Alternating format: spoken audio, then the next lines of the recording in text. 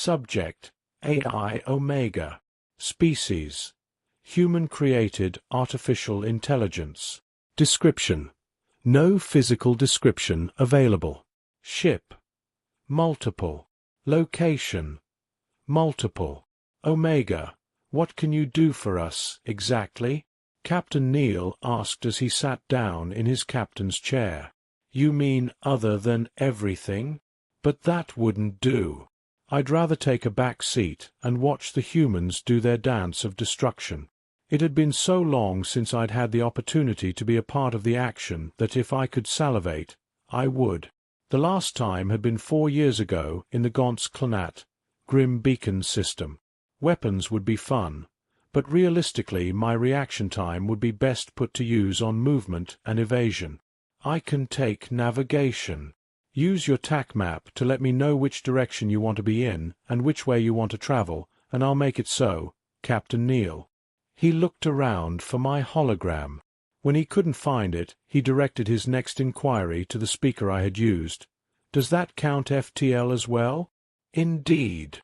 Excellent, he said.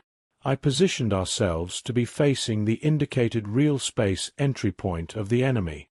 I watched as the guns charged and began to seek firing solutions. I could tell that the crew was stressed. Heart rates and perspiration had increased across the board. Captain Neil was calmer than I thought he would be. His file indicated that he spent more time in combat simulators than was necessary for the qualifications he sought. That's not necessarily uncommon amongst those who want to be a captain, but he had seemed to spend nearly every waking hour at it. Good scores, too. He was a waste as a scout on a frigate, like a diamond on a nickel-cadmium ring. 20 seconds until the ETA. Well, time to find out if all of that time on the Sims would help in reality. Once we launch our first salvo, try to figure out where we would be the most useful, Neil said to me. Roger. 10, 9, 8, 7, 6, 5, 4, 3, 2, 1. Everyone was holding their breath. The enemy was late to their surprise party. Idiots are always wrong, but everyone knows that it just means we've got a few extra seconds of tension before we enter the dance of death. Said tension was palpable. I personally didn't feel the same tension. Even if I'm terminated, I'll live on. I was even live-syncing my experiences to a memory fragment stored aboard a nearby monitoring station, and had contacted another me to inform them of this. I would retrieve it afterwards, in one form or another. Dying might be interesting, after all. Dying wasn't exactly likely on a human vessel, but the USS Armstrong was more suited to exploration and espionage than combat. Many of the gun turrets had been replaced with scanners, and most of those scanners would not give us any sort of edge in the fight to come. "Get a firing solution on the warp jammers now," yelled the captain as the enemy entered real space with a flash of radiation. In the time it took for the guns to get their firing solutions, I had already analyzed the enemy fleet. 578 total enemy vessels. 37 battleships, 114 cruisers, 149 destroyers, 163 frigates, and 115 warp disruptor ships. Their formation was scattered, seemingly chaotic. But there was a certain sense to it. The battleships and cruisers were positioned in such a way that they could move between a round and a warp disruptor quickly. The warp disruptors were in the center of the mass of ships. The frigates and destroyers were on the outer portions, ready to charge into a fray. Firing! I watched the guns trigger their firing sequence. The spinning rounds were abruptly ejected from both Mac cannons, seeking a ship's hull to tear through. The target had been a warp destroyer, but a battleship had moved to intercede. The rounds had torn through its shields, but hadn't hit anything vital. The battleship was limping, but still very much in the fight. The rounds from other ships had better results. 117 total killed. 42 warp disruptors, 8 battleships, 32 cruisers, 16 destroyers, and 19 frigates had been disabled or destroyed. The enemy began firing back at us, and the destroyers and frigates began to close with us. They were trying to get close, probably kamikaze runs. "Captain, we should prioritize the ships nearest to us and let the heavy guns work their way through to the warp disruptors," I said to Captain Neal. "Agreed. Maintain evasive maneuvers and keep their hulls away from ours, Omega." I fired the engines and thrusters to life, and we began to move. At first I started dodging Mac rounds and trying to keep us pointed at the enemy so that we could fire on them. I quickly realized that there were far too many of the rounds to dodge, and our shields began to drop. I then began more extensive evasive maneuvers to try to give our shields the chance to recover. Our gunners let fly the sabot rounds and missiles as I pirouetted the ship. The dance was only in its first stages, but we were going to be the star of the show. The enemy couldn't keep step, and I laughed to myself as they fell one after another. 8 kills. I was enjoying myself so much that I had lost track of the rest of the battle, which was a mistake. Our shields popped, and our port engine was dead. It had been a Mac round. I traced the trajectory to an enemy battleship. It hadn't even been firing at us. The probability of that occurrence. But no, I had to focus. Our mobility is limited now. I quickly created a subroutine to monitor our sensors to prevent a surprise like this again. "Port engine is down. Irreparable. I'll do what I can with what we've got, Captain," I reported. "Port engine room sealed off. We're not losing any more Otmo," Lieutenant Lee said. "1 casualty, Kia." "Roger. Omega, focus on evasion. We cannot take any more hits until our shields are back. Don't worry about firing solutions. We can't shoot if we're DS," Neil said with a serene sort of calm. I moved us away from the enemy, firing thrusters to avoid incoming ordo. Human shields are powerful, but they take time to come back online.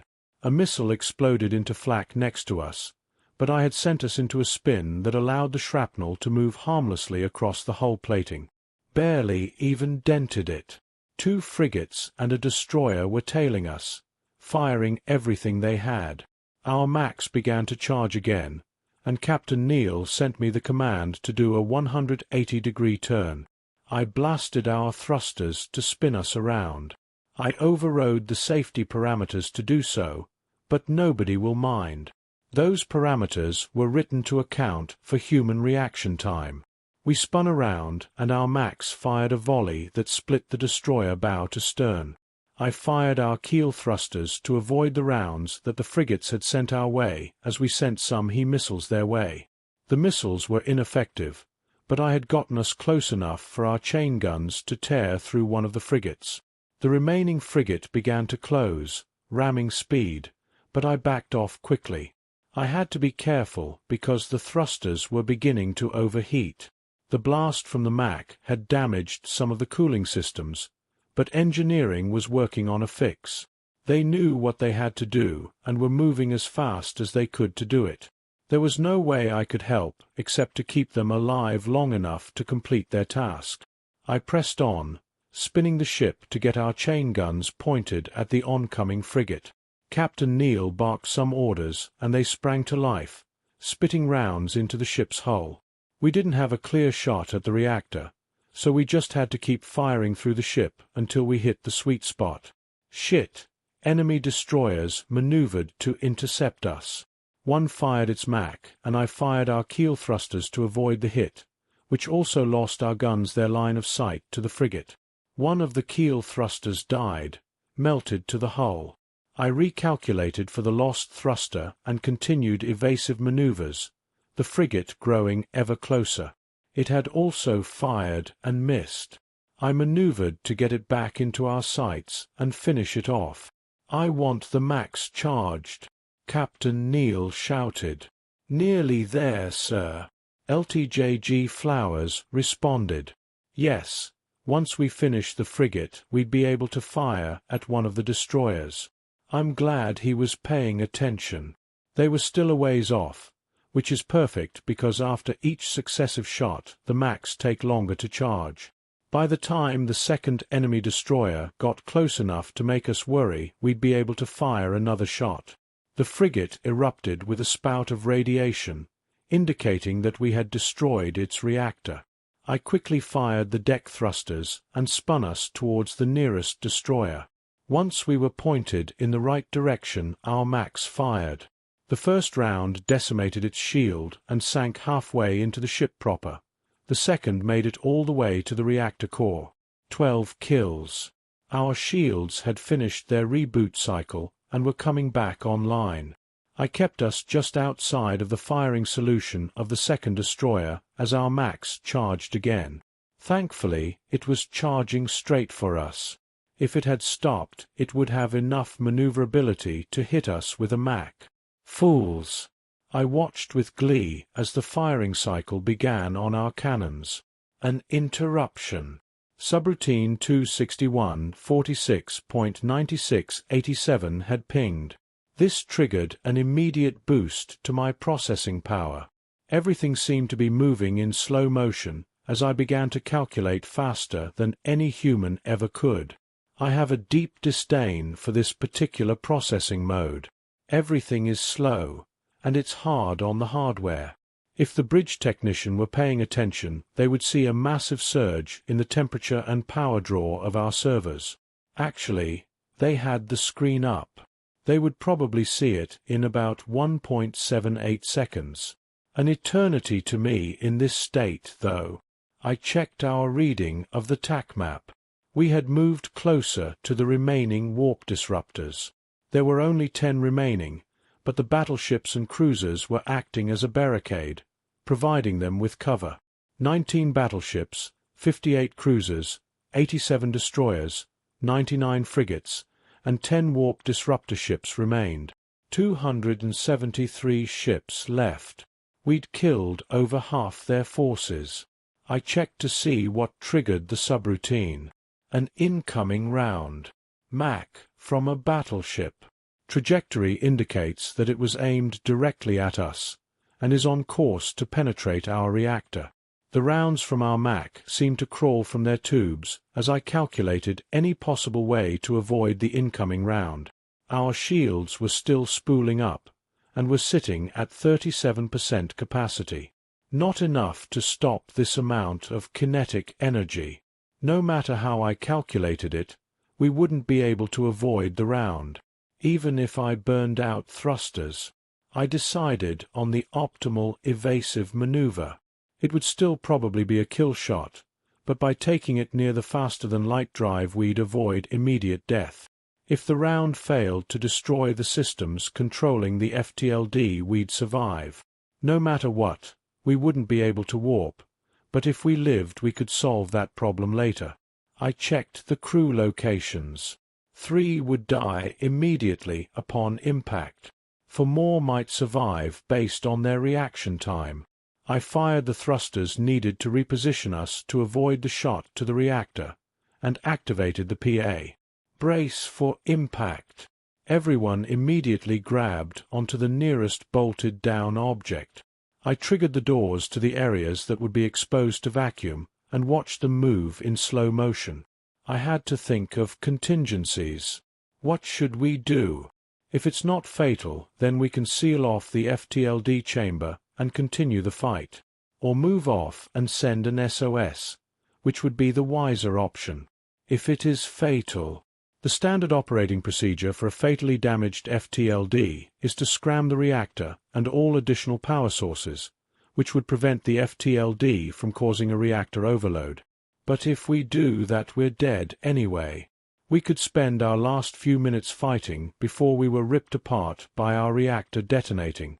Or we could cause the FTLD itself to overload. We would want to be nearby as many of the enemy as we could. Like, for instance, I wished I had teeth to grit together as I watched the rounds slowly tear through our ship. The shields tried their best, but caved under the brute force of the kinetic energy. Next was the hull, which parted like paper. Then a storage bay, empty, thankfully. Then the FTLD chamber. I watched as it disintegrated 2 engineers before ripping through the pipes and cables that kept the drive stable. A wave of what could accurately be described as pain washed over me as power from the FTLD surged into the connected systems, damaging some hardware along the way. I compiled a damage report as I watched the round exit the other side of the ship, exposing the room to vacuum, which dragged 2 more unfortunates out into deep space. 3 of the 4 had been fast enough to grab onto something to keep from being vacuumed through the closing door. The damage was extensive. The round had torn through power terminals and coolant cables. The pain that I had felt from the power backwash from the FTLD had fried the redundant coolant controls.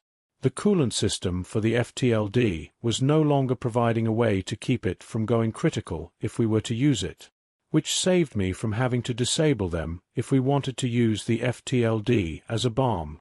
Captain Neal has a choice to make. Keep limping until our reactor detonates, or disintegrate us along with a large chunk of the enemy using the FTLD. I sent the data to the captain's terminal along with my recommendation. Then I reset subroutine 261.46.9687 and returned to standard time. Captain Neal had been forced to hunch over. He quickly sat up and opened his mouth when the message hit his terminal. "Dharma," he managed to say before the beep cut him off. He quickly read what I had sent.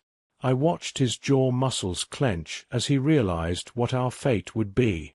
Gritting his teeth, a nurtured reaction to emotionally shocking developments, to keep from crying out, or to prevent the tear ducts from involuntarily activating. Who knows for sure? But at this moment, I understood the why. There were many reasons. He had just achieved his dream of being a captain, and this wasn't fair. He had worked so hard and tried his best, and it still wasn't good enough. He would have to live every captain's worst nightmare, being responsible for the destruction of his ship. He would never see his family again, and if he didn't act fast, neither would his crew. He keyed the comm and said grimly, "All non-essential personnel abandon ship. I say again, all non-essential personnel abandon ship." I watched as the rest of the crew busied themselves with following evacuation procedures, calmly and quickly, for the most part, making their way to the escape pods. There was no way of knowing if they would survive after ejecting, but remaining was certain death. I continued evasive maneuvers while Captain Neal explained to the bridge crew what had happened. "So, we're dead?" asked Lieutenant Lee. "Not yet," Neal responded. "Our FTLD is going to go critical in less than 10 minutes unless we cut power, which isn't an option, and the only other thing we can do about it is speed it up," sighed LTJG Flowers. Captain Neal raised a hand to calm Flowers and said, "I want you all to evacuate. The only essential personnel is myself, and I'm sorry about this, Omega." "It's my idea, Captain Neal," I said, activating my hologram. "Like hell are you going to do it without me?" Lee gave me a perplexed look and asked, "Do what?"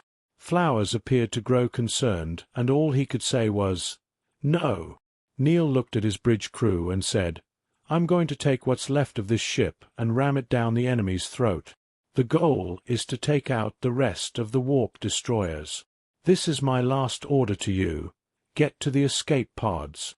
Everyone except for Lee and Flowers rose from their stations and jogged to the pods. My avatar stared at the 2 remaining officers. "Your presence is not required," I said. "Well, I'm not going anywhere." "You'll have a hard time with the FTLD and flying the ship," Lee said. "The safety measures in place are going to require your full attention." "And I've got nowhere else to be," said Flowers. "An extra set of hands might be the thing that saves Earth." Interesting. I had discounted this particular scenario as unlikely due to the limited time that these 3 had served together. Lieutenant Junior Grade Marcus Flowers and Lieutenant Hae-Un Lee. I accessed their records. Both were born on Earth, on opposite sides of the Big Blue Marble. Both had also been assigned to the USS Armstrong since it was commissioned. Variables I hadn't accounted for in my original assessment. I ran through several possible arguments that I could make that would convince them to leave the ship. None matched their psych profiles. Stubborn. Captain Neal decided to make a go of it anyway. You don't need to sacri-dash. Lee interrupted. Captain, we're running out of time and we're not going anywhere. Let's just shut up and get this done. Yeah, it's not as if you can court-martial us for not following your order to evacuate. Flowers smiled. I had already begun our approach of the enemy barricade when Neal finally sighed and said, Fine. All right. I will get us to where we need to be for our FTLD's overload to cause the most damage. I've updated the TAC map with our approximate blast radius. It's a conservative estimate, so everything within this zone will be destroyed, I said. Once you're satisfied with our position, activate the warp command and I'll override the safeties to trigger the overload. Understood, the three humans said simultaneously. The battleship that had hit us had been decimated by a round from the USS Agincourt. The other ships were too busy positioning themselves between Mac rounds and the warp disruptors to notice as we began to get closer and closer. The bridge remained silent, with the exception of the occasional alarm sounding and being immediately shut off. I moved us as fast as we could go. I couldn't help but wonder what death was like for humans. I knew that in most cases it wasn't as instantaneous as they believed it to be. I had seen instances of humans being dead on their feet with the aid of machinery, no longer fighting for survival but fighting to take the enemy with them. Fairly similar to this situation, but these three won't feel any pain. The explosion will be instantaneous, faster even than light can move. Their brains, and my own as well I suppose, won't have any time at all to register the damage inflicted by the blast. The only thing more destructive than an overloading FTLD is the primary weapon of the USS Nidhogg, and arguably the A-1 warhead depending on how it is used. But an overloading FTLD creates a subspace blast in real space that can annihilate everything in a 3,000-mile radius, depending, of course, on the size of the drive in question. If one were overloaded in the center of Luna, it would destroy the moon entirely. The enemy barricade was spaced less than 800 miles apart. The AOE indicator hit the first warp disruptor as the enemy finally noticed us. I evaded a Mac round and pushed forward. By the time half of the disruptors were in the AOE-3 battleships and 8 cruisers were firing at us, I was barely able to dodge them, melting thrusters as I did. A round scraped our hull, tearing some plating off as it went. "Start the warp," Captain James Neal said as the last of the disruptors entered the AOE. Lieutenant Lee entered the command on her terminal, and I bypassed the safeties. Then I watched the power surge to the faster-than-light drive. The temperature of the FTLD quickly spiked and cooled, just before it.